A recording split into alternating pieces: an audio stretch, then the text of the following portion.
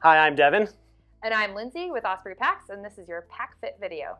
So there are many things you want to think about before buying a pack and getting the right fit. Things like how long your trip's going to be, or maybe how much weight you're going to be putting in that pack. But the most important thing of all is finding the right fit. And to do that, we need to measure your torso to find it. So you can use one of these Osprey pack fitting tools that you might find at one of your local retailers that sell Osprey. But today, we're going to show you how to do this at home to find the right measurement.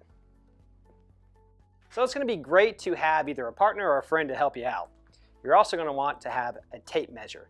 So the first thing we need to find is our belly button, right here. If we find our belly button and we trace a line straight across, we're going to find the top of our hip bones, our iliac crest. Now if we cup these with our hands, and I have you turn around, what you're going to find is that on the back here, you are going to be able to draw a perfect horizontal line straight across here to find our first fit indicator. That's the top of our hip bone. The next thing we want to do is find the C7 vertebrae.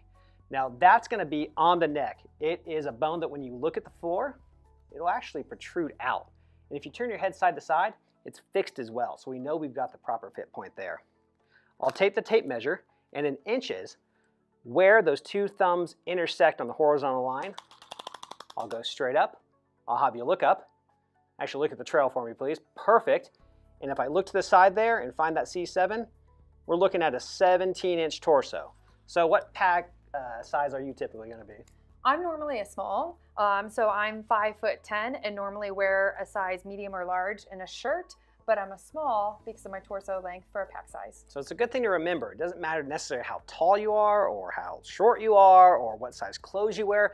Pack fit and pack sizing is going to be completely independent of that. So measuring the top of the hips to C7 is going to give us that number. It's going to help us find the proper pack fit. So now that we've gone through how to size yourself, we're going to walk through putting on a pack. So whether you're watching this video to learn about sizing and you haven't bought your pack, or you have a pack at home, go and grab it and walk through these steps with us.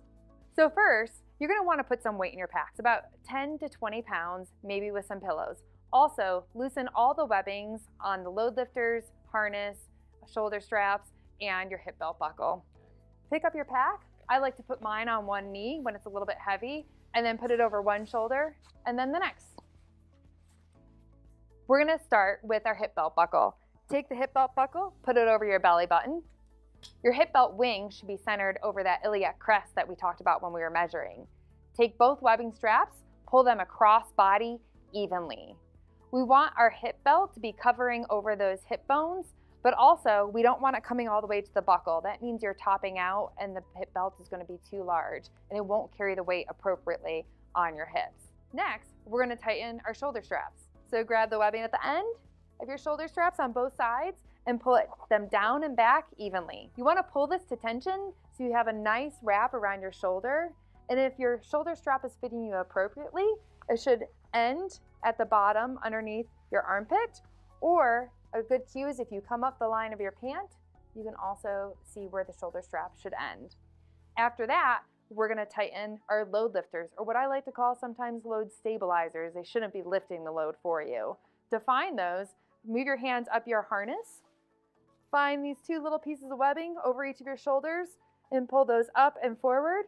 A good indicator to look for is if this is angled at 45 degrees. If it's too flat or angled up too high, you might need to look at adjusting your pack or looking at another pack size. Next, we're going to buckle our sternum strap. Let's take a deep breath as we tighten it again to tension. And that's going to be your perfect tension that you're going to need so you have comfort on the trail for when you're breathing and you're not over tightening it, but it's going to hold the pack in place and help keep the harness on your shoulders. One other indicator to look for that we haven't mentioned here as well for that torso length is that C7 vertebrae we talked about. We want about 2 inches between there and the pack, and that might be an indicator if you need to adjust that harness up or down for your torso length. Okay, so now we've looked at how to measure a torso, we've looked at how to fit the pack, and we've gone through some tips and tricks about how to make sure that everything's fitting right. If you're finding you're still not getting that right pack fit, you may need to move to a different size or look for a pack that has some adjustment in the hip belt or in the shoulder harness. So thanks for watching today, and go out there and get a pack.